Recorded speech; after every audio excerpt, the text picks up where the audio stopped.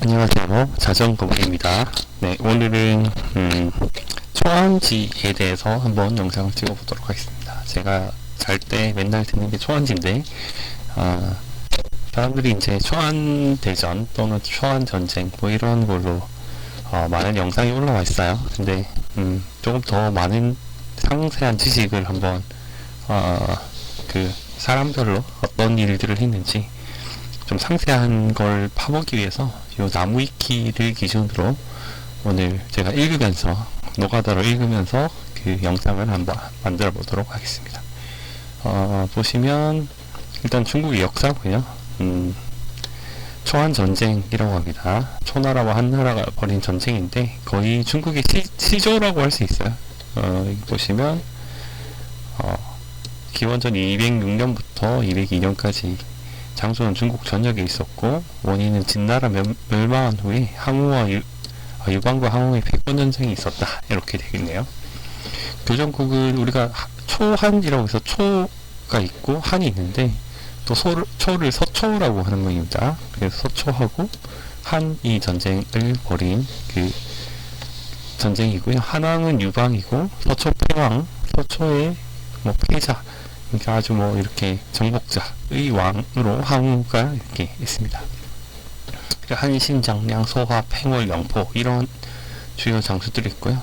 서초 쪽에는 범증, 그리고 이쪽에 뭐 개포, 용조, 종리말, 장안, 사흔, 장한, 사마흔, 동해, 위표, 환초, 전공, 항백 뭐 이런 애들이 있고 여기는 조참, 번쾌, 주발, 왕릉, 하우영, 역상, 관영, 노관, 장이, 장호, 부관, 근흑, 시무, 유고 이런 장수들이 있습니다.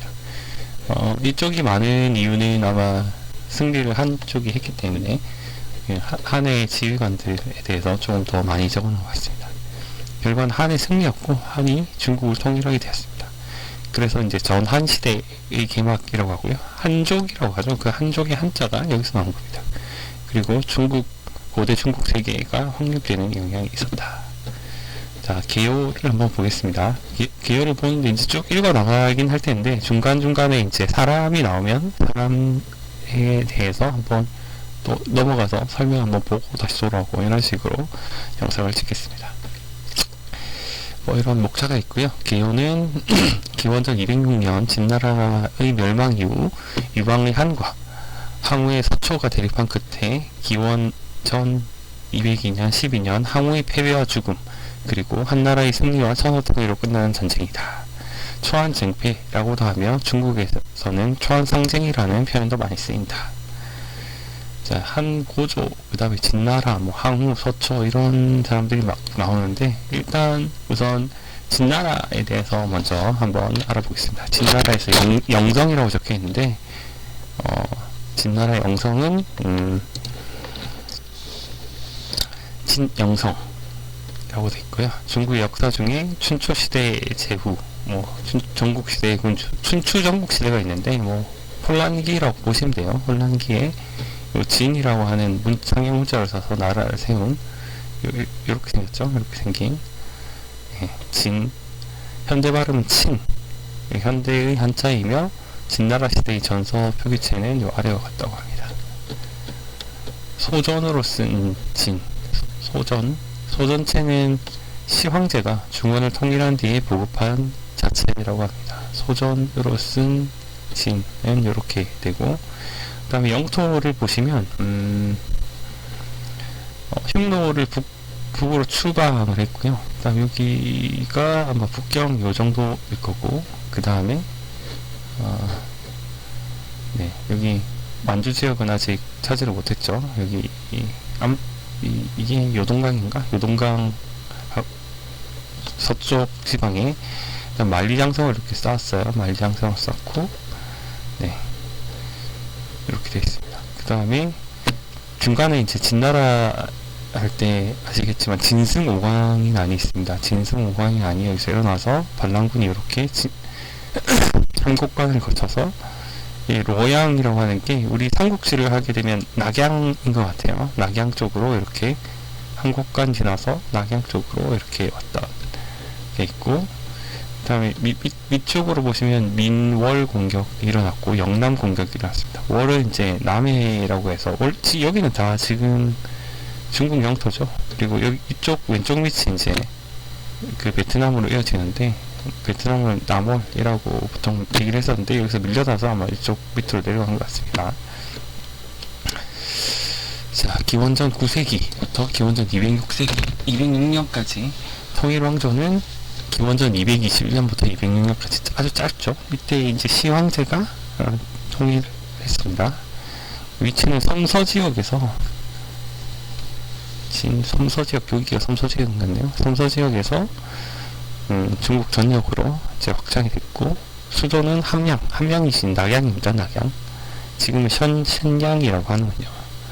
낙양이고, 수도가 서안으로 알려져 있지만 엄밀히 말하자면 다르다. 함양은 서안에서 25km 정도 떨어져 있는 곳이다. 서안은 우리가 거기서 삼국지에서 하다 보면 장안이라고 하는 지역이고요.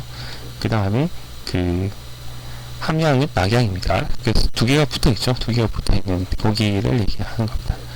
전제군주제, 백작왕에서 황제로 갔고요. 황제는 기원전 325년부터 칭왕했고, 기원전 221년부터 이제 진시 황제가 황제라는 걸 이제 칭하기 시작했죠. 주요 군주는 뭐 이런 애들이 있고요. 시황제를 일단 돌때고, 그다음에 섭정을 했는데, 시황제가 어릴 때 섭정을 했는데 그때 여부리가 섭정을 했다고 알려져 있죠. 그 주요 제당은 뭐 이렇고, 상과 한어, 그 다음에 중국 토속 종교, 뭐 이런 게 있었고요. 면적은 뭐 이만큼 넓었고, 정치 이념은 법가입니다. 법가는 기원전 4세기 이후에 이제 법치를 해야 된다라고 해서 아주 철권 통치를 했죠. 말은 철권 통치라고 쓰고 그냥 다 때려잡는 겁니다. 법을 어기면 이제 다 때려잡는 그런 정치 이념을 가지고 있었다. 뭔가 규율을 하기 위해서 이제 법가주의를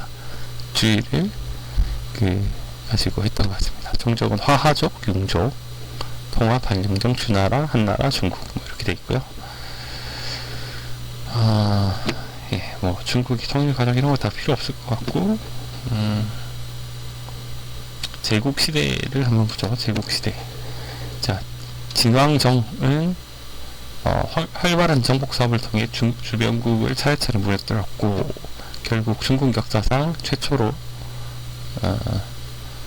천하 통일을 이루게 되었다. 이후 진왕정은 왕의 지위보다 높은 황제에 올랐으며 중국 최초의 황제이므로 진시황, 이 시황이라고 이제 시장하는 황제라는 뜻에서 진의 시황이다 라고 불렀고요.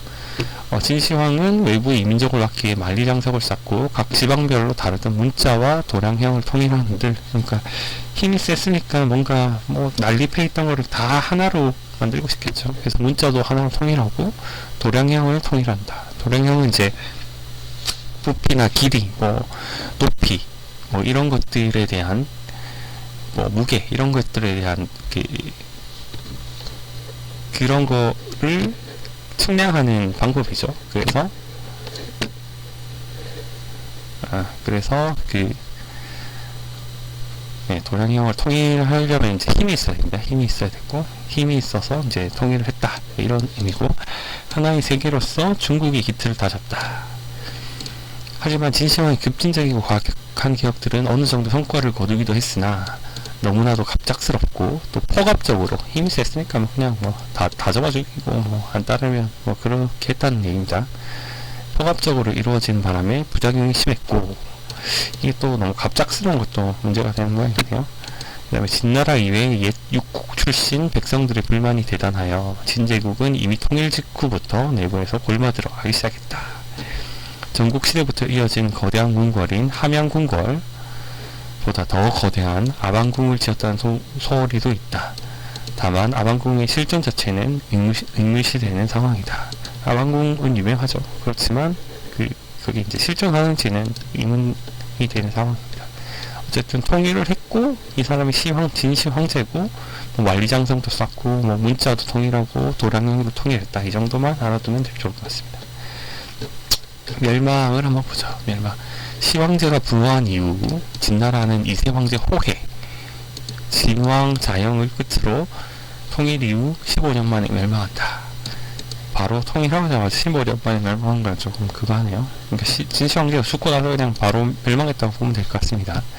중국 역사상 최초의 통일왕조임과 동시에 가장 단명한 통일왕조이기도 하다. 뭐라고 적어놔 봅시다. 단명한 국가들 중에 서진, 수나라조차 통일왕조였던 기간만 따지면 진나라의 2배다. 시황제의 흉노를 막고자 만리장성의 축조에 들어갔고 자기 무덤을 지으며 도로를 만드는 등 거대하고 무리한 대규모 통목공사를 일으켜 민심을 잃고 말았다. 진시황이 죽자 왜 이 민심을 잃었냐면 토목공사를 그냥 할 리가 없어. 사람을 동원해야 되는데 돈을 뭐 제대로 주겠습니까? 뭐 그냥 징격 그러니까 그 사람들을 거두어가지고 그냥 바로 뭐 채찍으로 그 강제로 이제 토목공사를 하게 하니까 이제 많은 민심을 잃었죠.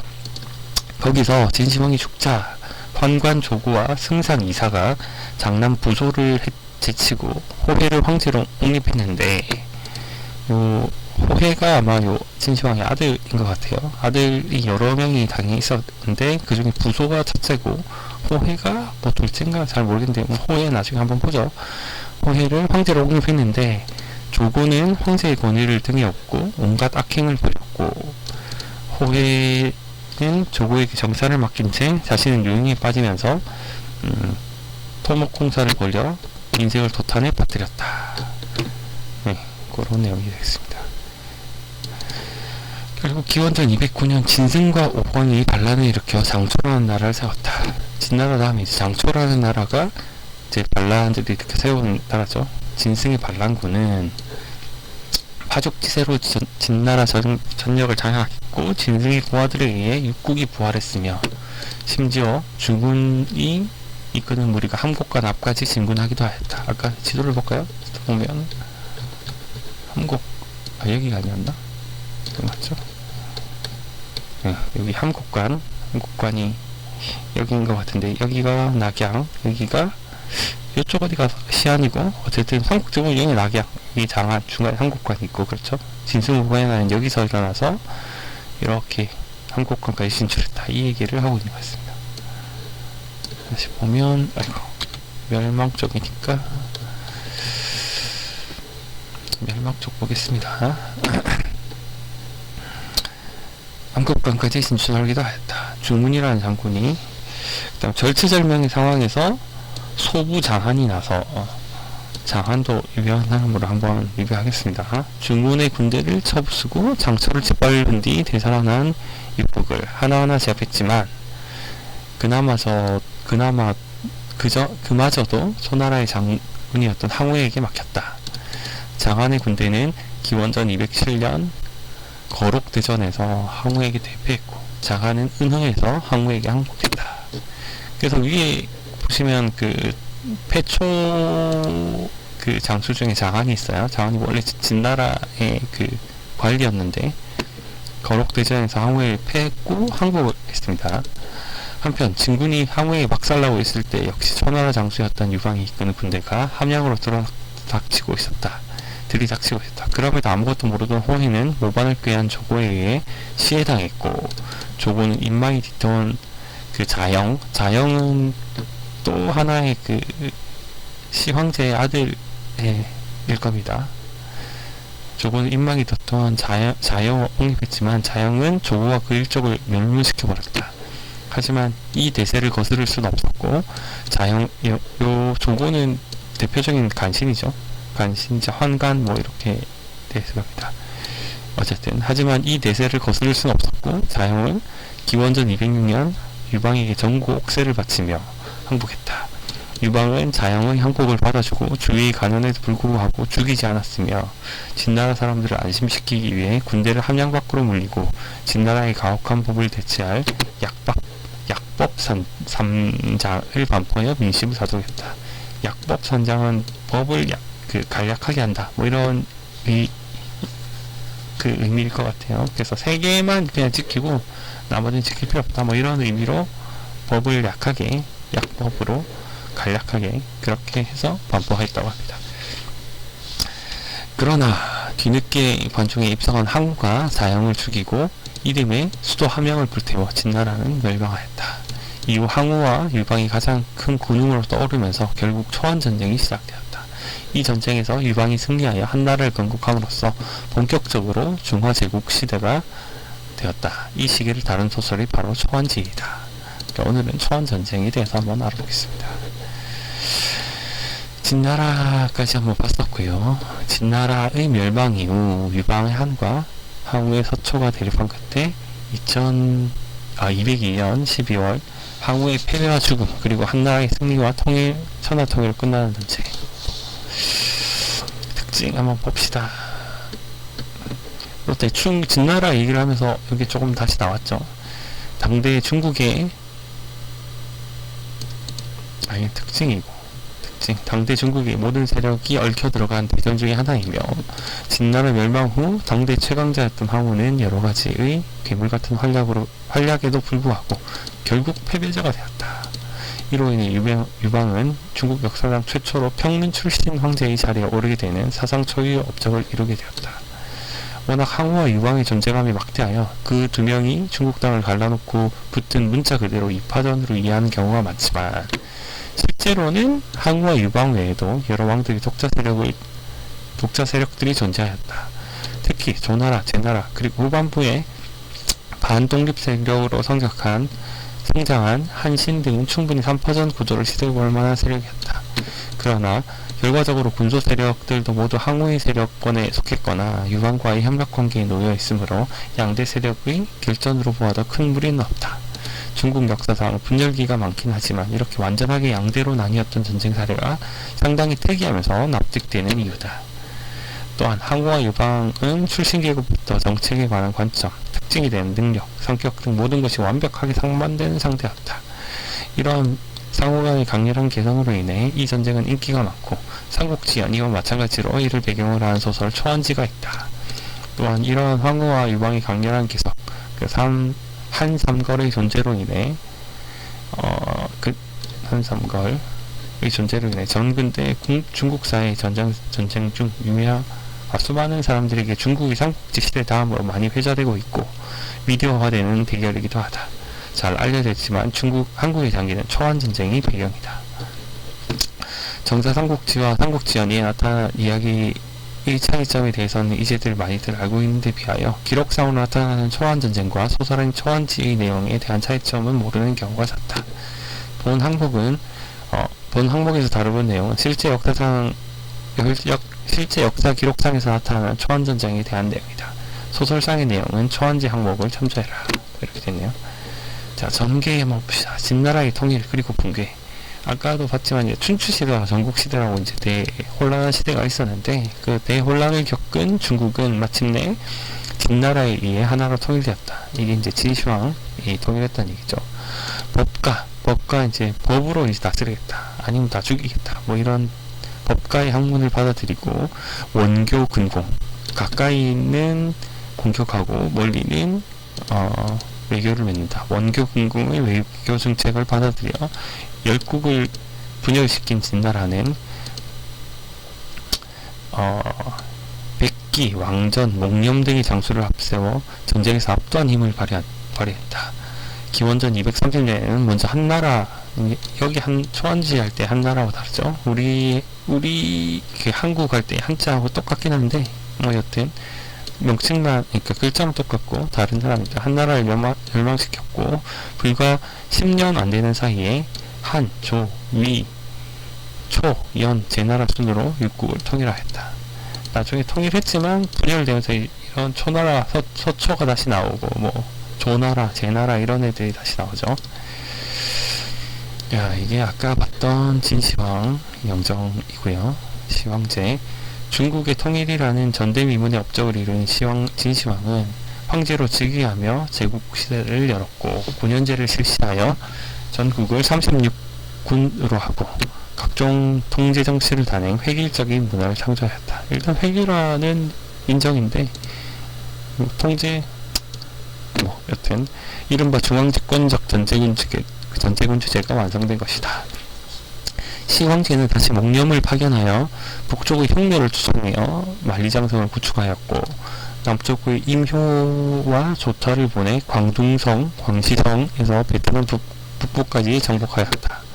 진나라의 위명은 해외까지 거쳐 해외에서는 중국의 다른 이름을 차이나, 친, 등 진나라에서 유래한 이름으로 부른다. 진이 CHIN 여기까지죠. 친해, 차이나, 이런 식으로 불렀다는 얘기입니다. 그러나 진나라의 천하타는 곧 진나라의 멸망으로 이어졌다. 시황제의 거대한 대외 정책과 대규모 토목공사는 결국 국민의 부담이 되는 것이어서 말년에는 민심이 동요하자 극단적인 탄압정책이 시작되었다. 또한 전국 실흥 중 진을 제외한 다른 6나라는 모두 멸망하였지만 만국의 주민들은 눈을 시퍼렇게 뜨고 살아있었고 진나라는 억압만 했지 그들을 보듬어줄 어떠한 정책도 펼치지 않았다. 결국 이러한 온갖 억압과 부담 속에 백성들의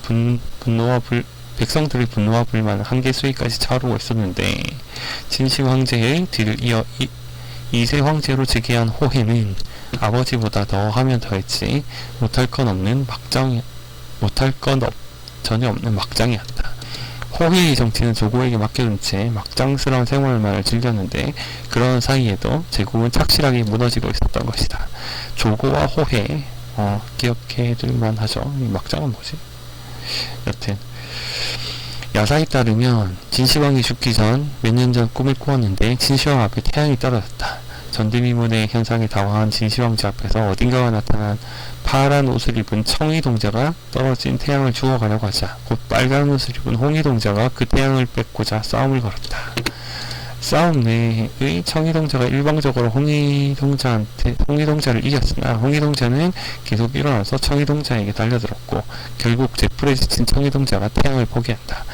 그렇게 태양을 차지한 홍이동자가 떠나려고 하자 홍이를 입은 아이 넌 누구냐? 라고 진시황이 물었고 홍이동자가 이 몸은 1000명을 받들어 요순의 시대를 제한하는 400년 왕조를 만들 몸이다. 청이동자가 그거군요. 항우고 홍이동자가 유방입니다. 장기에서도 보면 청색이죠. 그러니까 초록색으로 항우의 초나라가 표현되고 한나라는 빨간색으로 표현되고 있죠. 이에 놀란 진시황은 잠에서 깨어 홍이동자를 찾고자 전국 수명을 떠났으나 홍이동자를 찾지 못하고 죽음을 맞이하야 했다. 이렇게 이건 야사기 때문에 뒤에 저기 일어나고 나서 이제 이런 말들을 만드는 거죠. 말을 만들기 좋아하는 사람들이 진승 오광이 난요하기 전에 호해하고 조고에 대해서 한번 알아봅시다. 이렇게 진나라는 여튼 진시황으로 인해서 이제 통일되었는데 호해는 이제 2세 두 번째 황제예요. 두 번째 황제인데 알아보겠습니다. 자, 2세 황제라고 나오죠. 2세 황제. 중국의 황제고 폐위된 군주고 이렇게 나옵니다. 진나라 말대 황제 2세 황제라고 하고 기원전 229년 출생했고 어쩌고저쩌고 현량, 이 함량이라고 되어 있지만 낙양입니다. 낙양. 삼국지로 치면 낙양 쪽. 지금은 셴량이라고 하는 모양이에요. 진말대 황제 개요를 한번 보죠. 진을 망하게 하는 건 호다. 진시 황제의 2대 황제이자 중국 역사상 두 번째 황제이며 최초로 시에 해당한 황제라고 합니다. 시 황제의 18번째 아들. 도대체 몇 명을 낳은 거야? 18번째 아들이자 서자로 그의 치세의 진나라는 만국으로 쳐닫게 된다. 탄생에서 즉위까지. 출생 연도는 정확하지 않은데 사기에 의하면 호해가 등극할 때의 나이가 12세였다고 하고 진시황 본기에는 2세 황제 원년에 그의 나이 21세였다고 되어 있다. 조금 그 나이가 맞지 않는데 여튼 12세일 수도 있고 21세일 수도 있다. 이런 말이네요. 진시황 본기 내용에 따라서 역사는 출생 연도를 229년으로 추정한다. 야사에서는 호해를 낳았다고 알려진 궁녀가 현가에 의한 시황제 암살 미수 사건 때 시황제를 도왔다고 기록되어 있다. 호해는 시황제의 18번째 아들인데 서자였기 때문에 제위 계승과는 거리가 멀었으나 그에게는 천하의 모석군 조고가 있었다. 조고는 이제 황관이고 간신입니다. 기원전 210년 진시황이 순행에 나서면서 호해와 조고도 동행했는데 진시황이 사구에 이르렀을 때 병세가 악화되어 결국 죽고 말았다. 사기에 의하면 진시황의 장남인 부소가 제위를 개성하도록 유언하였으나 조고가 승상 이자와 짜고 진시황의 유서를 알조해 호해에게 제위를 개성하게 하는 것으로 추적하고 그다음에 부소와 몽룡에게는 자결하라는 명을 위조했다고 한다. 몽룡은 뭐 리뷰하진 않았는데 진나라의 그 명장이죠. 진나라의 명장으로 저쪽 흉노를 북쪽에서 쫓아내고 그 만리장성을 쌓았다고 알려진 인물입니다.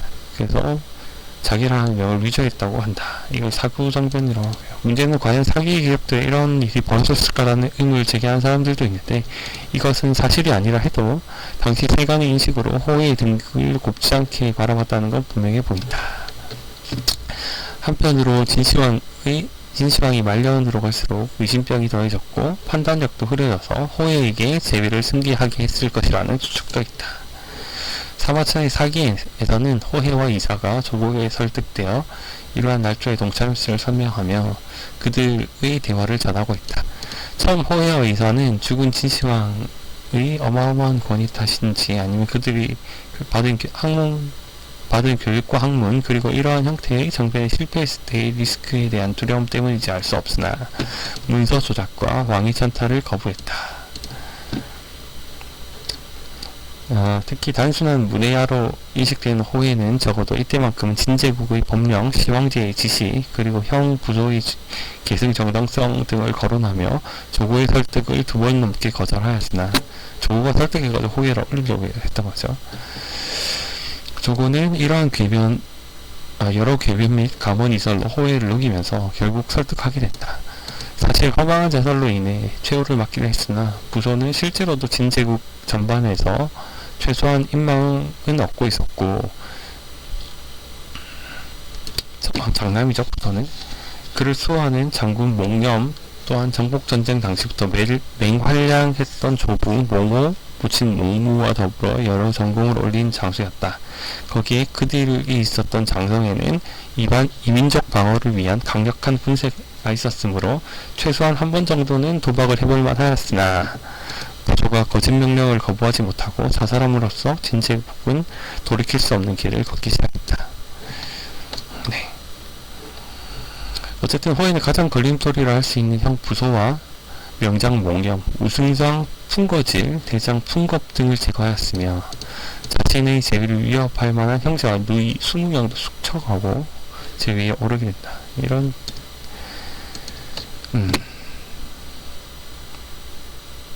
특이한 사실은 형제뿐 아니라 누이도 숙청했다는 것이다. 전 근대의 동아시아에서는 여자가 왕이나 황제가 되는 건 예외적이었고 심지어 그런 이들도 거의 대다수는 탈법적 방식으로 오르거나 정치적인 이유 때문이었음을 감안해보면 호해가 무슨 이유로 누이들까지 죽였는지는 의문이다. 심지어 자신의 경쟁자가 될 가능성이 훨씬 더 높은 형제들보다 그럴 가능성이 거의 없는 누이들을 더 잔혹하게 죽였다. 나는 친척도 안 봐주는 사람이니까 어리다고 얕보지 말고 알아서 키워라 라는 메시지를 보내기 위함이었을 가능성이 높다. 권력의 참 비정함이죠. 우리나라에는 그 태종 이방원이 또 저런 일을 저지르죠. 진시황란의 배장갱 중에는 사람이 묻힌 무덤도 여러 곳 발굴되었는데 무덤의 부장품이나 관은 호화로웠으나 막상 묻힌 유골은 나이도 젊고 건강 상태도 좋았음에도 불구하고 두개골에 화살촉이 박혀있거나 사지가 토막나는 등 잔혹한 처형을 당한 상태였다. 이는 호해가 죽인 그의 형제 자매들의 무덤으로 추정되고 있다. 이때 누이 10명은 가장 잔혹하게 사지를 찢어 죽였다고 하는데 실제로 진시황릉 발굴 때 발견된 여성으로 추정되는 유골들의 팔다리가 인위적으로 절단되어 나란히 포개져서 묻힌 적은 역력하게 드러나 사기에 묘사된 잔혹한 기록이 사실임이 입증되었다. 특히 사기 이사열전에 보면 호해의 형제 중 유일하게 공자 고는 먼저 죽음을 청하였기 때문에 호해가 은혜를 베풀어 자살을 허락했다고 기록되어 있는데, 이는 배장경 중 딱 남자이골 한 구만 외상이 없이 멀쩡한 상태여서 이것은 공자 고의 유해라고 추정되고 있다. 아주 유명한 야사로 진시황이 불로장생초를 찾으러 보낸 수많은 정교들 중 한 명이 신선을 만나 불로초를 부탁하자 그 신선은 천덕 비결이라는 책을 건네주고 그 글귀를 해독하면 불로초가 있는 것을 알 수 있으리라 했다. 정자가 진시황에게 책을 바치는 수많은 학자들이 달라붙어 해독했지만 진나라를 망하게 할 것은 호다라는 한마디만을 해석해낼 수 있었을 뿐이었다. 진시황제는 이를 듣고 호는 오랑캐라는 뜻으로 그대로 해석하여 북방의 흉노를 생각해 만리장성을 축조하게 하였으나 실상은 막내 아들인 호해를 일컫는 것이었다는 이야기가 있다. 사실인지 알 수 없으나 그의 이미지가 여러모로 좋지 않았던 듯하다. 혼란을 거듭했던 치세. 시황제가 육국을 병합하면서 중국 역사상 최초의 통일왕조 진제국이 출현하기는 했으나 시황제의 급속한 중앙집권 정책과 과도한 토목공사는 육국 백성들의 큰 불만을 샀다. 이런 가운데 즉위한 호해는 자신을 황위로 올린 모사꾼 조고에게 휘둘리면서 제대로 된 정치는 하지 않았고, 이 때문에 진나라의 정세는 급속도로 어지러워졌다. 호해는 정상적인 방법으로 등극하지 않았다는 의혹을 받았고, 정통성 논란이 있어서였는지 자신의 권위를 높이기 위한 측면에서 진시황 때의 대규모 토목공사를 그대로 이어갔다. 시황제의 거대한 능치민 여산릉의 공사를 계속하는 한편 시황제에 대해도 완공되지 않았던 아방궁과 만리장성의 공사도 이어갔다. 이러한 문제는 이런 토목공사가 지속되면서 백성들의 불만도 커져갔다는 점으로 이를 잘 알고 있던 승상 이사가 호해에게 아방궁 건립의 중단과 조세 부담 완화를 추청했다. 그러나 조고의 농간으로 호해는 이를 자신에 대한 도전으로 받아들였고, 시황제의 치세를 이끌었던 공신 이사는 결국 숙청되고 말았다. 이들이 제거되면서 조고의 권력은 커졌고, 호해는 그에게 모든 국사를 맡겨버리며 자신은 유흥에 빠져들었다. 정통성의 부족으로 조정에서도 큰 혼란이 있었던 것으로 보인다. 즉위 후에는 형제들뿐만 아니라 누이들까지 모두 잔혹하게 차용하고 그들을 연로하여 선대의 대신들로부터 말단 관리들까지 많은 신하들을 처형해서 조정이 텅 비었다는 표현까지 나온다. 매끄럽지 못한 등극으로 극심한 내부 분열이 있었음을 알려주는 대목이다. 불안정한 입지 때문인지 공포정치를 택한 것인지 이후에도 거슬리는 가난하는 신하들은 모두 죽음을 면치 못했다고 하며, 반진봉기가 시작되자 심상치 않았으니 대비해야 한다고 한 신하들도 모두 처형해버린다. 심지어 좌우 두 승상인 풍거질, 이사, 장군 풍겁이 함께 지금 반란 진압이 쉽지 않으니 토목공사를 중단하고 백성의 부담을 줄이자고 가능하자 모두 잡아들여 풍거질과 풍겁은 자결케 하고 이사는 처형했다. 종실과 최고위 대신들을 포함하여 수많은 관료들을 몰살시켜버리니 중앙정부가 제대로 기능할 리가 없었다. 진과 같은 강력한 중앙집권 국가에서 중앙정부의 기능 상실은 그것만으로 이미 나라가 반은 망한 것이나 다름없는 상황이었다. 중앙집권의 취약점을 스스로 극대화한 상황은 이어지는 반진봉기에 대한 이해하기 어려울 정도로 무기력한 대처의 원인이 되었다. 결국 진나라의 과도한 조세와 부경 및 급속한 중앙집권 정책에 대한 불만이 폭발해 진승 5광의 난이 일어났다. 이 난은 장안에 의해 겨우 제압되었으나 문제는 진승 5광의 난으로 진나라에 저항하는 봉기의 불이 당겨져서 각지의 반란이 속출했다. 일단 즉위 2년 9월에 마지막으로 남아있던 춘추전국 시대 국가인 위의 군주를 패하고 나서 주나라의 명목상 마지막 후계국을 없애버렸으나, 이때는 이미 7월 육국이 모두 부활하고 진승 5광의 난이 벌어진 이후였다. 진승 5광의 난이 중요합니다. 진나라를 망하게 한 진승 5광의 난. 사실은 여튼 최후 호해의 거듭된 실정으로 통일제국은 금세 분열되었고 유방 항우 등의 세력이 일어나 이들이 진나라의 수도 함양을 향해 진격해 들어오면서 진나라는 초유의 위기를 맞게 되었다. 상황이 이렇게 되었는데도 조고가 중간에서 보고를 차단한 탓에 호해는 돌아가는 상황을 전혀 모르고 있었다. 이런 가운데 조고의 모함에 제거당할 위기에 처한 장한이 항우에게 투항해버리면서 더 이상 진나라를 지킨 힘이 남아있지 않게 하였다. 마지막 장군이죠. 장한. 유방의 군대가 함양 남쪽으로 무관에 이르게 되자 결국 조고는 호해에게 모든 것을 들키게 됨을 우려한 나머지 사위인 염락과 함께 반란을 도모하였다. 이 양아치가 또 모반을 또 도모했네요. 일부 기록에선 조고가 진나라를 유방한테 넘겨주고 대신 조달을 받는 걸로 유방과 밀약을 맺을 의도로 호해를 죽였거나 혹은 유방 쪽에서 일부러 조고를 충동한 다음 시치멸된 듯한 정황도 있다.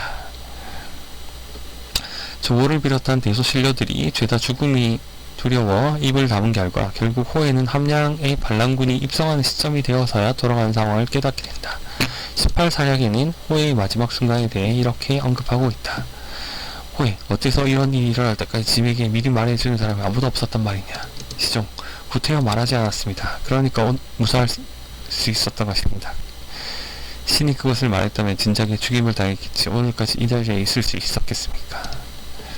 염락이 군대를 이끌고 황궁을 포위한 후 병사들에게 끌려나온 호해에게 자결할 것을 강요하여 결국 호해가 자결하는 방식으로 살해되면서 2년의 치세는 그렇게 막을 내렸다. 망이궁 정변.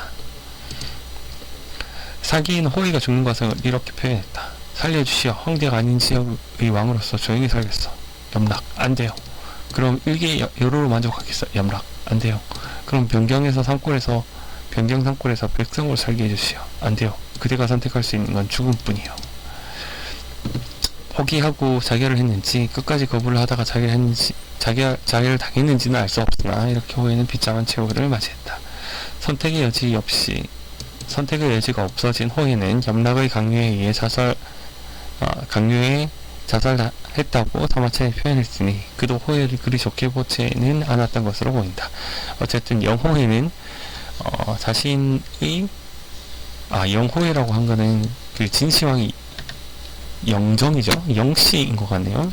영호해는 자신의 아버지 진시황이 황제 칭호를 만들고 그 시를 이어받자마자 중국 역사상 최초로 시해당한 황제가 되었다.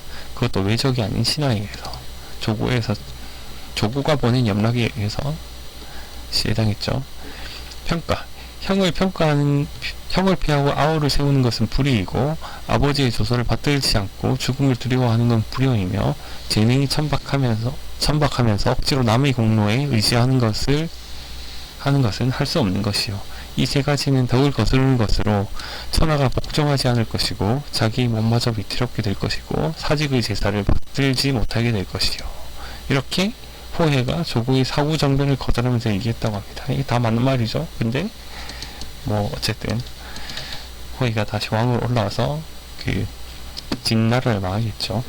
호해는 진시황의 절대적인 카리스마의 군주가 퇴장한 후 진나라가 유지되느냐 마느냐의 중대한 시점에 즉위한 황제였으나 제국을 이끌 능력이 없었기에 제대로 된 대책을 세우지 못했고 문제만 악화시킨 최악의 암군이자 폭군이다. 차남이나 삼남도 아닌 18번째 아들이자 적자도 아니었으며 적법한 후계자였던 태자 부조를 자살시키는 등 전혀 정통성이 있는 직위도 아니었기 때문에 신하들과 백성들의 지지도 얻지 못했을 것이며 그렇다면 목돌이나 조예 문왕처럼 황제 노릇이라도 잘 했어야 하는데 자신의 권위를 세우기 위해서 시황제의 엄혹한 정책을 밀어붙인 탓에 결국 각지에서 반란이 일어났고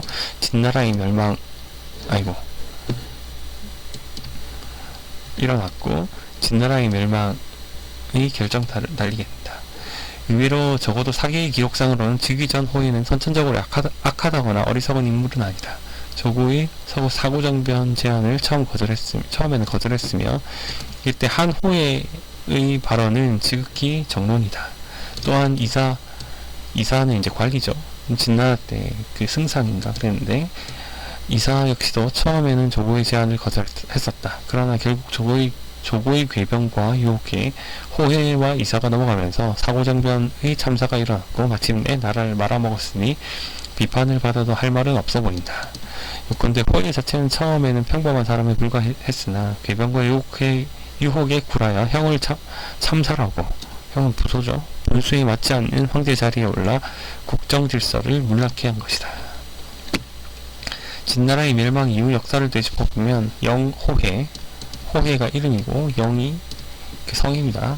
영호해의 행보는 더 답이 없는데, 비록 시황제 사후 4년 만에 진나라는 망했지만 진나라의 중심부인 관중지역은 진나라 멸망 후에도 1000년 넘게 번영하며 한나라나 당나라 등 그 지역을 수도로 삼은 통일왕조들에게 풍부한 경제력과 높은 생산력을 통해 수백 년간 엄청난 국력을 실어주었다.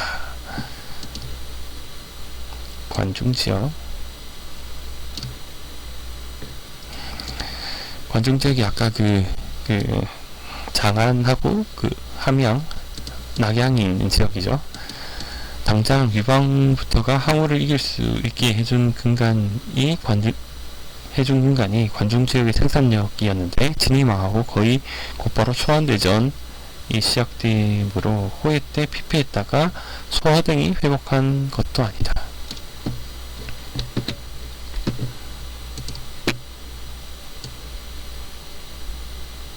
이게 무슨 말이지? 당장 유방부터가 항우를 이길 수 있게 해준 근간이 관중지역의 생산력이었는데, 진이 망하고 거의 곧바로 초안대전이 시작되므로 호해 때 피폐했다가 소화 등이 회복한 것도 아니다.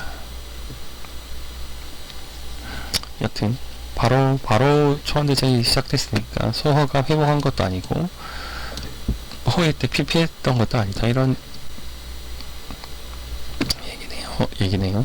더불어 당시 진나라는 영성 황족들에 대한 지지가 강했는데, 당장 호해를 죽인 조고조차 자기가 제위에 오르지 못하고 진시황의 후손을 즉위시켜 했을 정도로 관중지역의 주민들의 진황제에 대한 충성도는 상당히 강했다. 이런 상황이라면 진나라 통일왕제는 유지하지 못하더라도 적어도 함곡관 서쪽 전국시대 때의 진나라 영토는 유지할 여력이 충분히 있었고, 조금만 장기적으로 끌었어도 구심점이 남은 진나라가 다른 반진연합군보다 더 유리한 상황이었다. 당장에 급조된 반진연합군보다 훨씬 정예인 합중군을 가지고 놓은 게 진나라였다. 그러나 이러한 유리한 상황에도 호해에는 폭정과 직무위기로 단 4년 만에 수도 함양이 함락되게 만들어버렸다. 당장에 진승 오가의 난으로 망할 것만 같던 진나라가 명장 장한이 여산에서 죄수들을 긁어 모아 반란 토벌에 나서다 진승이고 뭐고 다 갈아버렸다. 함곡관 동쪽으로는 통제력을 상실해 사실상 정시대의 진나라 수준으로 축소된 상황에서도 육국 각지에서 일어난 반란을 다 평정해버릴 듯한 저력을 보인 게 진나라였다. 그런데 호해는 그걸 제대로 살지 못하고 제대로 말아먹었으니 암군이 아닐 수 없다. 다른 대중매체에서 이렇게 나온다라는 거고, 또 볼 게 있을까요?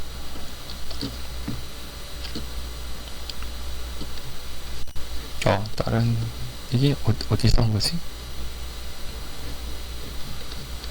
어쨌든 이런 그림으로 호해가 묘사되고 있네요. 삼국지조조 온라인에서는 유방전 스토리에 등장해 삼국지조조전 온라인에 유방전 스토리가 나오는 모양이에요. 진시황의 적자 이다조고가 황제의 유언장을 조속히 즉위했다는 것이 언급으로 나오며, 이후 진나라를 상대로 각지의 반란이 일어나고 진나라의 장한이 이끄는 군대 20만이 초군에 항복했다는 소식을 신하에게 전해 듣게 됐는데, 믿을 수 없다고 여기지만 여기저기 신하로부터 조고가 두려워 아무것도 말하지 못했다는 것을 알게 된다. 조고에게 나라가 이 꼴이까지 뭐 했냐고 따지다가 조고로부터 노느라 정부를 돌보지도 않고 죄를 모두 뒤집어 씌우려 든다는 말을 들었으며, 호해는 경비병을 부리려고 했지만 조고가 궁중 안에 있는 자신의 사람들을 시켜 공격하자 살해당했다. 다른 데는 이렇게 나오고 나오고 있다. 둘러보기 계보. 이렇게 돼 있네요. 호해에 대해서 한번 알아봤고요. 그 다음에 다시 초안대전 나무 읽기.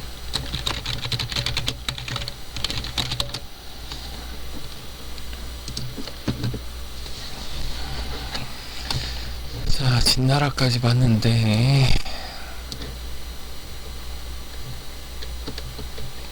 진나라를 보고 이제 호해를 중간에 봤었죠. 아버지보다 더 하면 되지. 막장 전혀 없는 막장이었다.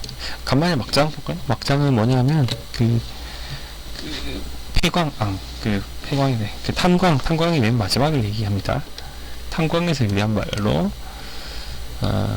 blinded end, dead end라고 하네요. 한국어로 광산, 특히 탄광의 맨 끝부분이나 그곳에서 일하는 인부를 칭하는 말. 21세기에서는 에너지 산업 구조 자체가 바뀌어서 광산 자체가 거의 의미가 없어졌지만 1980년대까지 석탄 산업은 국가기관 산업 중 하나였다. 지하 수백 미터에서 전등 하나에 의지해서 석탄 가루를 마셔가며 생사의 기로를 넘나들던 탄광의 마지막 장소를 의미한다. 마지막 장소에서 막장인가 보네요. 탄광 갱도의 일반적인 모습과는 달리 버팀목을 세우기 전인 불완전한 구역이고 사람 한 명이 기어서 겨우 들어갈 정도로 좁은 곳도 있다. 채굴 도중 무너질 위험이 높은 곳인데다가 산소가 부족하여 거의 죽기 직전 상황까지 갔다는 경험담도 많다. 갱도가 무너지는 사고라도 나면 그야말로 생매장이지만 칠레에서는 기적적인 사건이 벌어진 경우도 있었다. 이 생존에서 나온 사람들이죠. 광산촌 쪽 사람들에게는 이래저래 금기시되는 단어. 이 지역 초등학생들조차 막장을 지옥과 동일시하며 끔찍하게 싫어한다. 그래서 극한의 경제적 어려움에 몰려 여기서 일하지 않고서는 생계를 꾸릴 수 없는 상황을 막장 인생이라고 부르게 되는 등 의미가 확장되었다. 하지만 실제 광부들은 극한의 노동 강도와 항상 사망사고 위험이 있었기에 상당히 고임금을 받는 직업이었으며 탄광촌 주변의 상권은 서울 명동 이상으로 호황이었다. 1980년대 중반 기준으로 신입 탄광 인부의 월임금은 당시 최상위 대기업 고참 과장급의 월급과 비슷하였다. 2009년에는 대한석탄공사 사장이 막장이라는 말을 비하의 의미로 쓰지 않았으면 좋겠다는 항의글을 언론사에 돌린 적이 있다. 공교롭게도 북한의 막장 수용자로 알려진 아오지도 탄광이다. 파생된 의미. 완전히 말아먹은 일이나 인생을 뜻하는 단어. 국어사전에서 이 사전을 따지면 끝장의 잘못으로 나온다.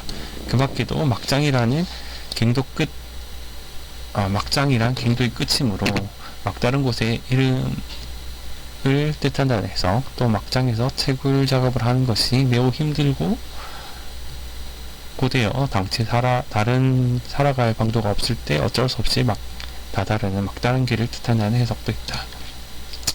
또 다른 설에 의하면 이때의 막장이라는 단어가 파장 직전의 시작, 즉 거의 막판에 와서 무질서한 시정을 빗댄 것이라고도 한다. 또 어떤 거에 대한 우스갯소리가 많으면 그것이 막장이라고 할 수 있다.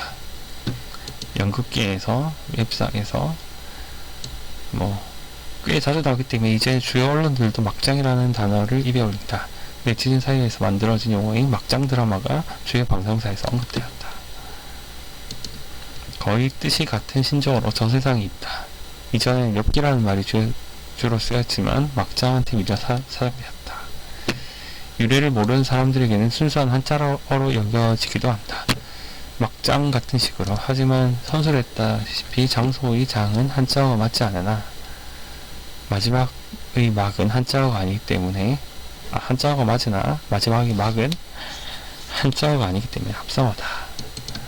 messed up 이라고 한다. 막장이라고 하여 한류 유행어로 직접 들어오기도 한다. 중국에서 비슷한 뜻을 가진 단어로는 고우시에가 있다. 한국에서의 막장 쓰임새와 비슷하게 막장 드라마를 뜻하는 단어에 고우시에 뭐가 라는 식으로 들어간다.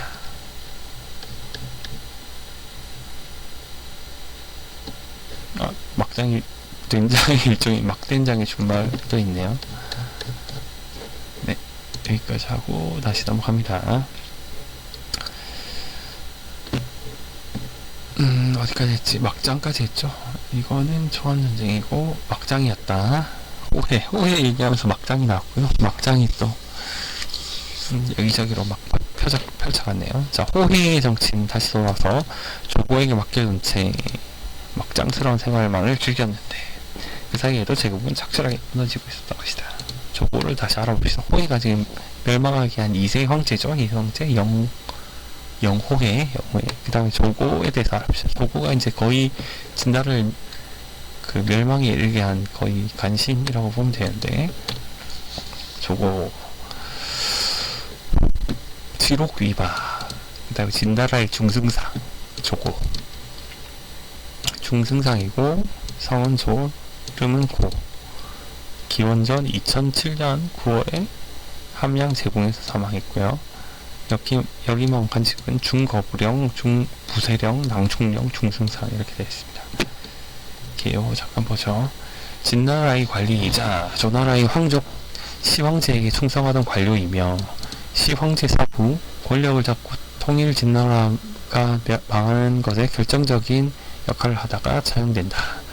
조고는 자신이 모시던 황제조차 죽인 경력이 있기에 나라는 말아먹었지만 자기가 모시던 황제는 일단 끝까지 모신 황후, 잠혼 따위와는 명함도 못 냅니다. 세계 역사의 간신은 많으나 자기가 옹립하여 이용해본 군주를 자기가 시해한 자는 손에 꼽을 정도이다. 폐위시킨 후에 죽인 것도 아니고 현재의 군주를 그대로 명분도 없이 그냥 궁궐에 쳐들어가서 죽인 사례는 조고가 유일하다. 그야말로 간신을 넘어선 역적.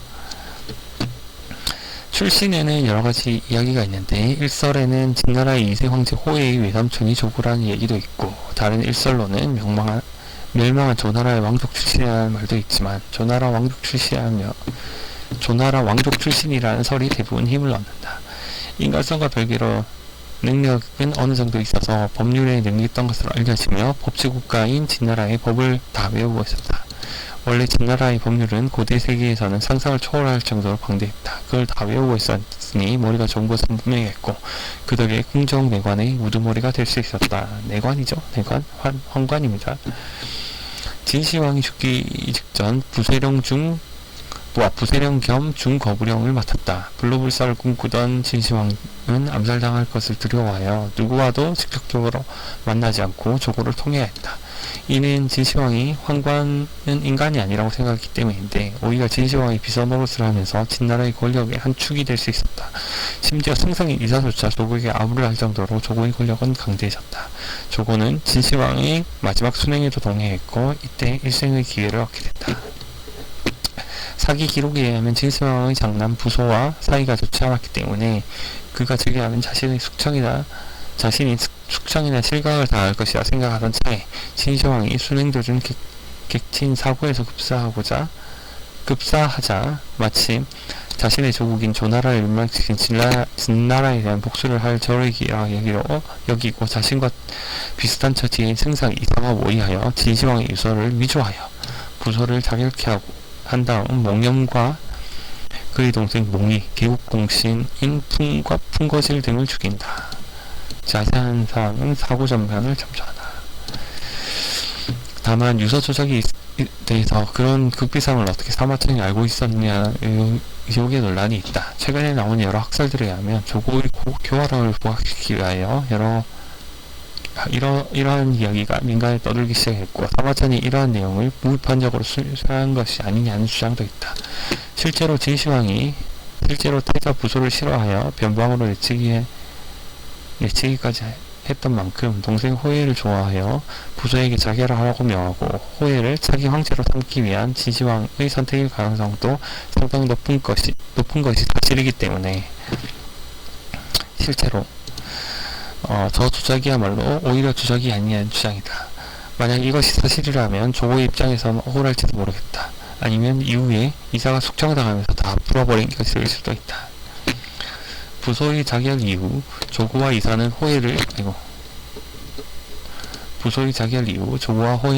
이사는 호해를 황제로 즉위시켰다. 조고는 그 공을 골문 수비를 담당하는 낭중령에 임명됐다. 이후 협력자인 이사마저 모함에 죽였다. 이 일로 조고는 황제의 더 큰 신임을 얻었고 중승상이 되어 사실상 진나라의 최고 권력자 자리에 오른다. 하지만 진시황 시절 수탈에 더해 호의 사치를 위한 더 가혹한 수탈이 이어지자 전국청 취동 중 나머지 육국 출신 백성들은 폭발하였고 진승 오광인안을 시작으로 진나라는 대혼란에 빠진다.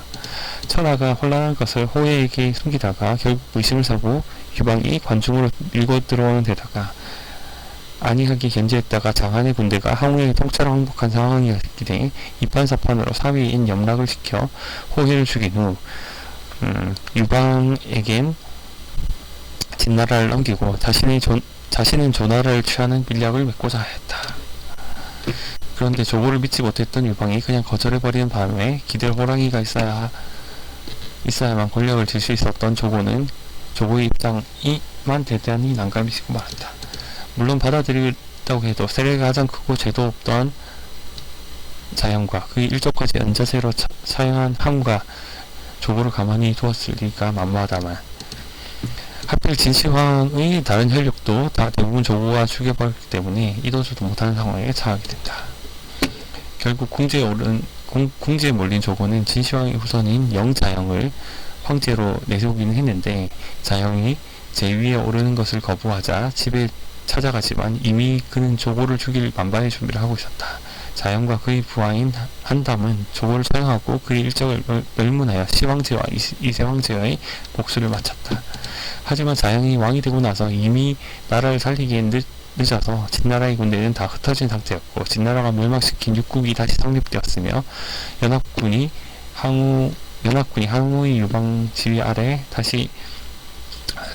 진나라의 수도인 함양으로 진격한 상황이었다.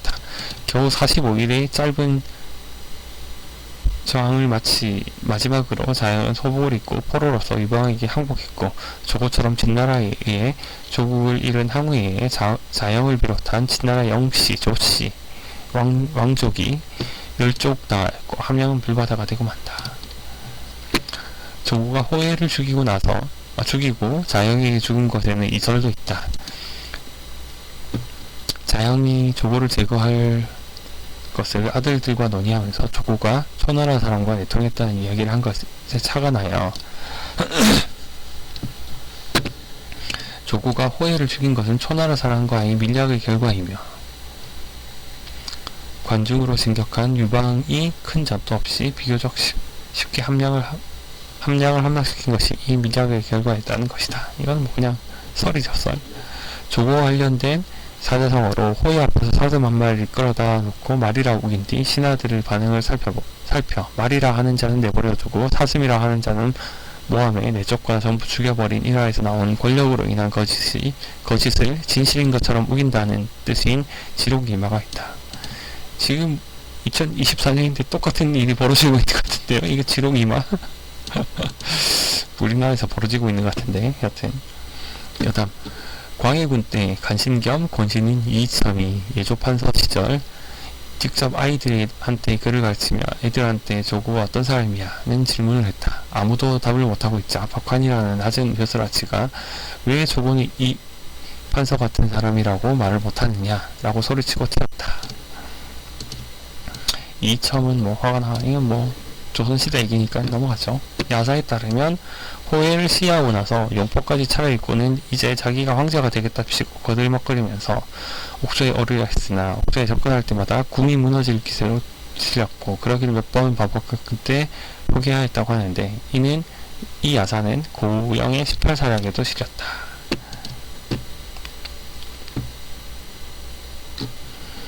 조고의 수법은 여우가 참고해서 잘 써먹었다. 여우는 여태우죠. 여태우. 나중에 한나라 여치라는 인물인데 한나라의 한나라의 누구냐 유방의 아내죠. 여태우가 참고해서 잘 써먹었다. 처음엔 사고장병을 먼저 따라해볼까 하다가 외부에 있는 공신들이 부담스러워 그만두었고 조고가 낭중령의 권한으로 문고리 권력을 틀어진 것에 수렴천경의 고인을 더함으로써 궁궐 대사를 합법적으로 틀어주었다. 조고와 유사한 인물도 페르시아 제국의 바고아스가 있다. 중세 일본의 군담인 헤이케모노 카타리에서도 왕망, 주의, 안독상과 함께 권력만 믿고 전행을 부리다가 패가망신한 권신으로 언급된다. 대진부, 삼진기, 초한전기, 킹덤에서도 하라야스이사의 만화 킹덤에서도 하라야스이사의 만화 킹덤에서는 어쩌고저쩌고 항우해방 초한지, 영웅 초한지, 셀러링의 초한지, 진시화 기타 요건 봐야겠네요. 저거 요렇게 생겼다고 일러스트가 되어있네요.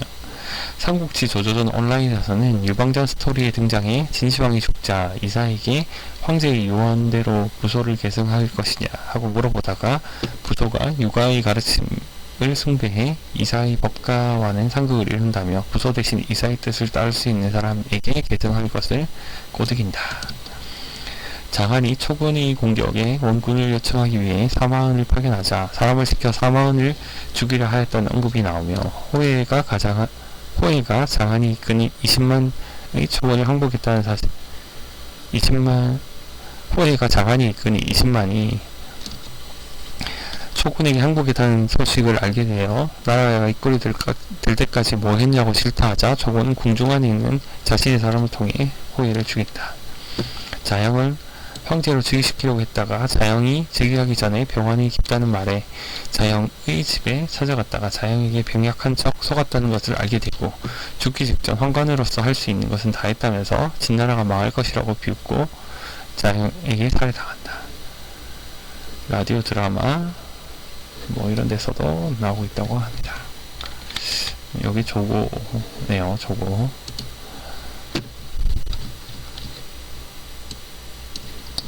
그 다음에